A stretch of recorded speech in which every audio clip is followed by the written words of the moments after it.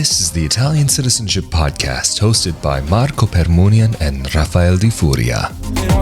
Hello and welcome to another episode of the Italian Citizenship Podcast, presented by Italian Citizenship Assistance.com, where you can find help with the Italian citizenship process. I am here with head of the U.S. Office of Italian Citizenship Assistance and Italian attorney, Marco Permunian. Hello there, Marco. How you doing? Good. How are you, Rafael? Thank you, man. I'm doing well. I'm glad to be back here again with you. And we are here again to talk today about naturalization and how a naturalization of an ancestor, somebody in your direct line, family line back to Italy, can affect a person's citizenship case if they are making a claim through Jure Sanguinis.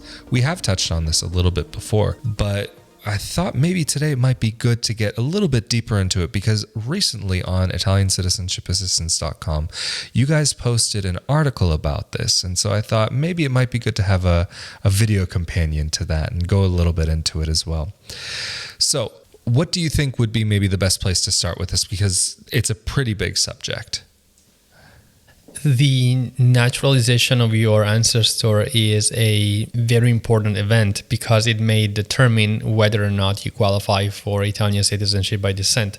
As we said many times before, normally if you have an ancestor who became naturalized before their child was born in the US, then it is likely that you don't qualify for citizenship by descent. Instead, if the ancestor became naturalized after the child was born in the US, then it's likely that you qualify for Italian citizenship by descent. So I believe there is a lot to say about the naturalization of the ancestor, the naturalization process, the documents required. But a good place to start with is maybe the naturalization process and trying to explain how that works in the steps of the process.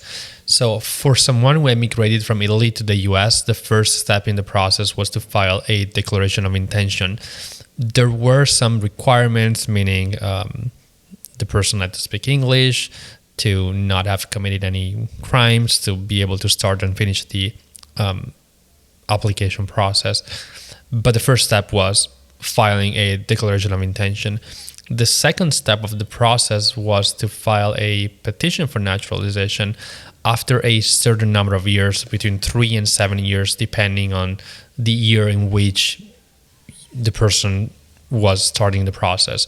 So the first step is the declaration of intention. The second step is the petition for naturalization. The petition for naturalization is the document through which you actually request to become a citizen, to be admitted to become a citizen of the US. And the petition could have been approved or denied. In most cases it was approved, but in some cases it could have been denied if the person had committed crimes or if the person didn't speak English fluently. And you can realize whether or not the petition was approved or denied from the back of the petition itself, because on the back you can see whether the person's petition was approved and when exactly. And that's a very important date, because when the petition was approved, which is not when the petition was filed, when the petition was approved is when the person became a citizen of the US and lost their Italian citizenship. So a question that I'm asked a lot is, does it matter when my ancestor filed a declaration of intention or a petition for naturalization? It doesn't matter. What counts is when he finished the naturalization process. So when the petition was approved, so when he became a citizen of the US, that's when the person became a US citizen and lost their Italian citizenship. After the petition was approved, the final step was like taking the oath and just getting a certificate of naturalization, which indicates when the person became a citizen of the US. Talking about the certificate of naturalization, I just want to point out that there are different types of certificates, and that the certificate of naturalization doesn't have to be confused with the certificate of citizenship. So the certificate of naturalization proves when the person became a citizen of the US through naturalization. So that's a person who petitioned to become a citizen of the US. The certificate of citizenship was given to somebody who needed to prove that they held their US citizenship. So, and you can recognize a certificate of citizenship because the number on top of the certificate starts with either A or AA, whereas the certificate of naturalization only has numbers. So the certificate of citizenship indicates that a person holds US citizenship. And if the certificate number starts with AA, then it means that the person became a US citizen at birth because that person was born normally in a foreign country, so outside of the US, from somebody who was already a US citizen. So a person born in the US or someone who had become a US naturalized citizen. So the certificate holder is actually a US citizen since birth, regardless of when the certificate of citizenship was issued. So it was very common for the person to request a certified copy of the certificate of citizenship when the person needed to prove that they held US citizenship at some point in their life. But the certificate of citizenship clearly states that the citizenship was acquired at birth because the parent was a US citizen. There is a different type of certificate of citizenship, which is the certificate that has a certificate number starting with A, which is the case of someone who became a US citizen when they were a minor because the parent became a US citizen when the child was a minor. Of course, in both of these cases that we just talked about, the descendants don't qualify for Italian citizenship by descent because the person who has this certificate of citizenship actually became a US citizen either at birth or through the naturalization of the parent when the person was a minor. But so far we've been talking about the situation where there has been a naturalization. But sometimes there is the case where a person never became a citizen of the United States and never naturalized. And I remember in a previous episode that you had said that it's much easier to prove a positive than a negative. And I think we were talking about a very similar subject.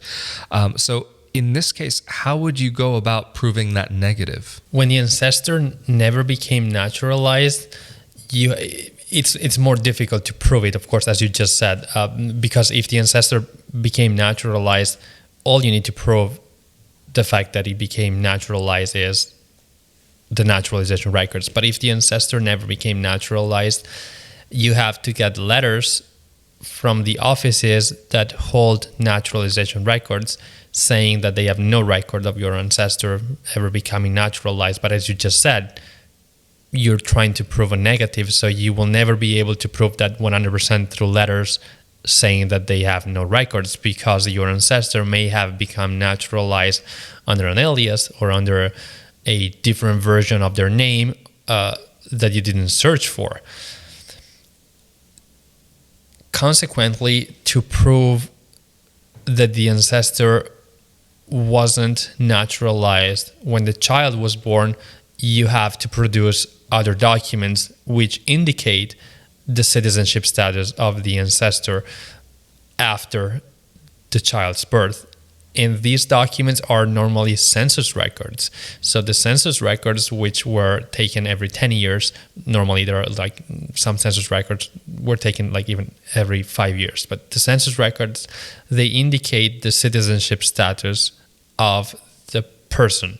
So if the census record says alien, through that document you're proving that your ancestor was an alien after his or her child was born. Other documents that you may be able to find indicating the citizenship status of the ancestor are draft cards for World War I or World War II, passenger lists. There may be some other documents. One other very important document that you can collect to prove that the ancestor wasn't naturalized is the alien file. Basically, it's a file which was held by the US government, but just starting from I believe either the 30s or the 40s, I think the 40s. Basically, it's a file with documentation pertaining to a specific individual who wasn't a US citizen. So within the alien file, you will find many documents pertaining to the person, including petitions for naturalization which were never approved, or like alien cards which some aliens were required to have. So if you are able to locate the alien file for your ancestor, that's a very, very good document which proves that the ancestor wasn't naturalized when the child was born. Since you've discussed now just about what you have to provide if there was no naturalization, maybe bringing it back to that if there was in fact a naturalization, what documents would you have to provide in that case? Normally, consulates require a certified copy of the Declaration of Intention and of the petition for naturalization, which you can get from the National Archives, from the state archives, from the local courts, if you're lucky, or from the Department of State, so from USCIS. USCIS also will have the certificate of naturalization for your ancestor, but the thing is, USCIS only holds naturalization documents starting from 1906. And the majority of people who apply for citizenship have an ancestor whose child was born afterwards. So it's easy to prove the naturalization or the non-naturalization through USCIS. But if you have like an ancestor who had a child maybe at the end of the 1800s, at that point you can't really use USCIS because they have no records prior to 1906. So in that case, you have to rely on the local courts, state archives, national archives to prove the naturalization or the non-naturalization.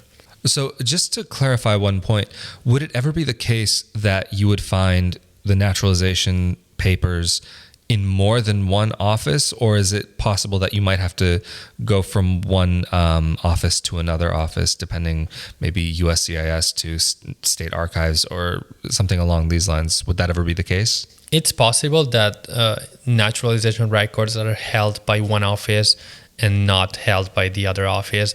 In some other cases, they're held by both offices, so it's not. It just depends unlikely. on your luck, basically, what it comes Exactly. down to. And then also something that we've spoken about in previous episodes is about the citizenship status of an Italian who naturalized after 1992. In that situation, just because we're on the subject of naturalizations, maybe would you like to just touch on that quickly about what would happen in that sort of situation? So far, we, of course, referred to an ancestor who became naturalized in the U.S. prior to 1992. And the naturalization would have caused the loss of Italian citizenship. But if your qualifying ancestor is your parent or someone who became naturalized more recently, if the naturalization happened after 1992, it wouldn't have caused the loss of Italian citizenship. So even if you were born after, for instance, your father became naturalized in the US, but after 1992, then the naturalization of your father would be irrelevant because your father would have retained his Italian citizenship, and you would be able to qualify for citizenship through your father, who indeed became naturalized prior to your birth, but after 1992. Of course, again, we have covered a lot of ground in this episode, so thank you very much for making yourself available to talk about this subject. And of course, if you are interested in more about the subject of Italian citizenship, and especially about naturalizations, you can find an article about this subject as well as many other articles on the Italian Citizenship Assistance website, as well as on this YouTube channel. And of course, if you are seeking assistance with the process for Italian citizenship, you can go to Italiancitizenshipassistance.com and contact Marco and his team there. And of course, they're able to help you throughout the process and to help you make sure that it gets done right and done well. And also, of course, if you would like to hear more about life in Italy as an expat and as a dual citizen, I have my own videos here on YouTube, youtube.com/Rafael Di Furia. Of course, we have been here with Marco Permunian, Italian attorney and head of the U.S. Office of Italian Citizenship Assistance, and I am Rafael Di Furia. Thank you so much for joining us again, and we'll see you all next time. Thank Later. you. Bye.